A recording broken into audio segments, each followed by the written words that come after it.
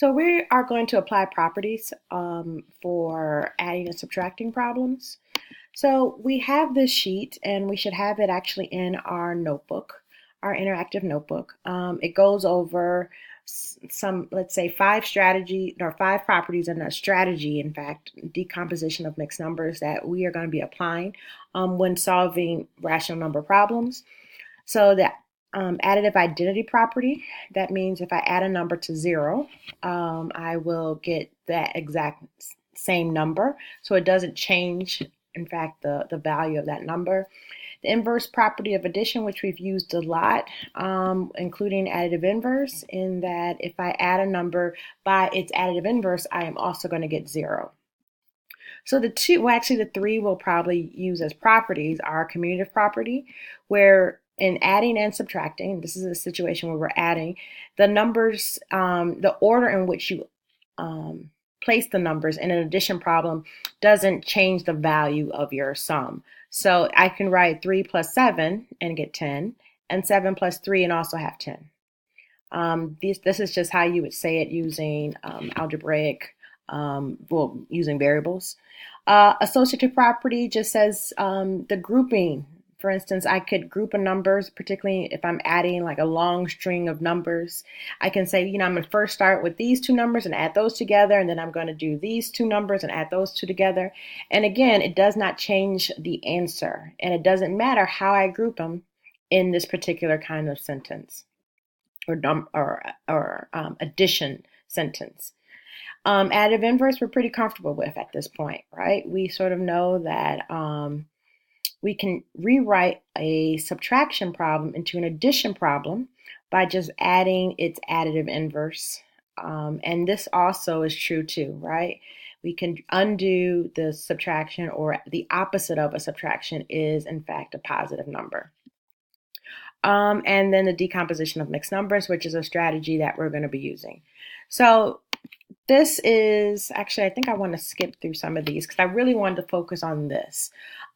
This problem here, someone, let's say this hypothetical or student, had already solved the problem, and they solved it correctly. And they had, the beginning part was -5 and 5/7 plus 8 minus 3 and 2/7.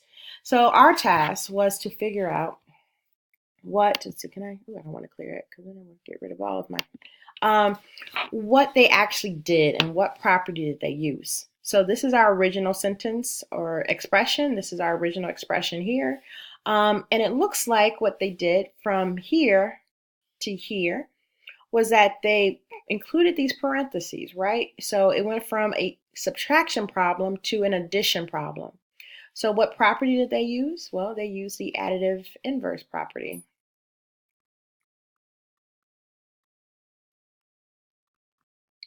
And for what's happening, I could say they or he or she changed the problem, the last part of the problem, let's say -3 and 2/7 to, and that's my way of just writing 2, plus a -3 and 2/7. So I should have said subtracting a positive to adding a negative. Okay. Now it looks like they sort of switched this around. The order changed. So the order changing would be the commutative property. So what happened here? It looks like, again, they decided that they were going to group the two, let's see, fractional parts together, two mixed numbers together, and put the sort of integer by itself. So they moved or reordered the problem, which is basically what they did. Now we can see clearly, okay, now they've sort of taken this part here and this part. So the mixed number has been broken apart or decomposed both here and here. So they applied the decomposition strategy of mixed numbers and decimals. And Yeah, so they just broke I'm gonna say they decomposed those particular numbers. Notice here with what's happening, I'm not giving you the most detailed responses of what's happening, but it sort of says, okay, this is what's happening. This is what I see is going on. Okay. And then it looks again like they kept these two together, but then they switched this -3, moved over here. So that's commutative property. So again, they changed the order. And why would they do that? Well, here you would have your two integers. They left one over here for some reason, but that's okay. Oh, but more importantly, they grouped these two fractions together. So they changed the order again. Now what they did, so the -5 is the same, the 3 is the same, the 8 is the same. So it looks like here they just sort of added these two fractional parts together and got a -1. So, it's called associative property actually because it's grouped differently. Once it was one or two, and now it's one. Now it's one group. So and I sometimes just say they solved it. I mean, literally that's what they did. But let's say they added the two fractions.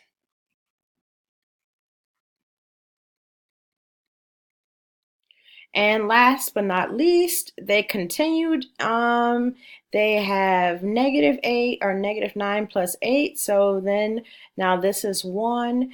How did they get that? They kept this 8 the same. And now they have all the negative numbers, right? They have all these negatives and they just sort of added all the negatives together to get -9. And so when they found their final answer, they ended up with -1. So again, associative property or just solving the problem. All right. So this second part here was your homework. But if you are watching this video, I will walk you through it.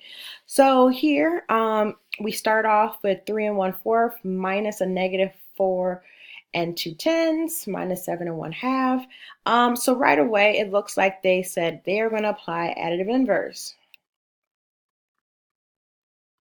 Right? They made that negative, subtracting the negative into adding a positive.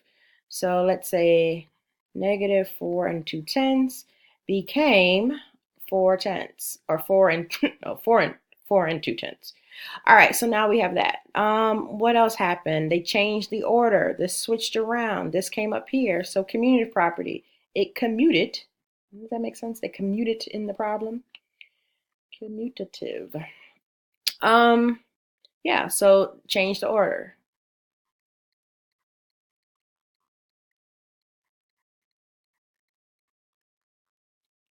All right. Now I have 3 1/4, but here they broke those two apart. They broke these two apart. Decomposition. And that stayed the same. I'm surprised they didn't break that apart, but they said we're just breaking up the fractions. So they decomposed the fractions because they could have, right? That would also work.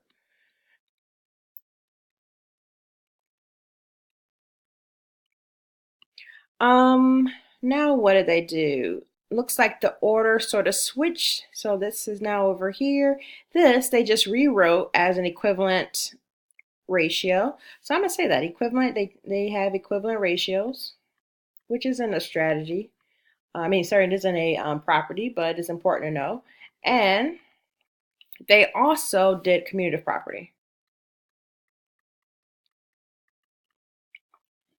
So they again changed the order.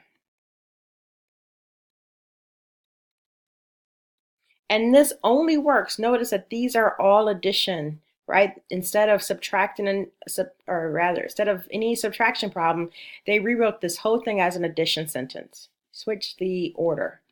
Okay, so now we are here. It looks like here they just sort of, well, that made sense. So when this became 2/4, they were like, I'm going to now combine these two and I need to have a common denominator. So that combined, and now it's a negative 1/4, and brought everything down. So again, that could be associative property, a very, I don't know. Associative property, they combined two groups into one, or they added 1/4 plus a negative 2/4, right? Now, okay, so finally they said I'm going to break this apart. So now this is the decomposition of those two mixed numbers again. All right, so they broke 4/10 into 4, sorry, 4 and 2/10 into 4 and 2/10. So now again, we have our 4. They group the order change. It look like now they're sort of bringing these decimals and fractions to one part, the integers to the other. So commutative property. So if you are watching this video and you are just basically knocking out your homework right now, good for you. So this is now the commutative property. So change the order. Of course, this homework was due last week. And now we have, what did we do here? Oh, we'll have 3 plus a negative 7, or sorry, 3 plus 4 is 7, plus a negative 7 would give us 1 because that's the additive inverse. Then you bring these two down. So associative property, kind of a loose way of seeing that, actually. I don't know. All right. So that's what they did. They combined 3 plus 4 plus, I could sort of, well, I guess that would be associative property, plus negative 7. All right. And then here, now they rewrote this as a decimal, so, or what equivalent ratios, and then they added. So they just basically solved it. All right. So I hope this was useful. I will talk to you later.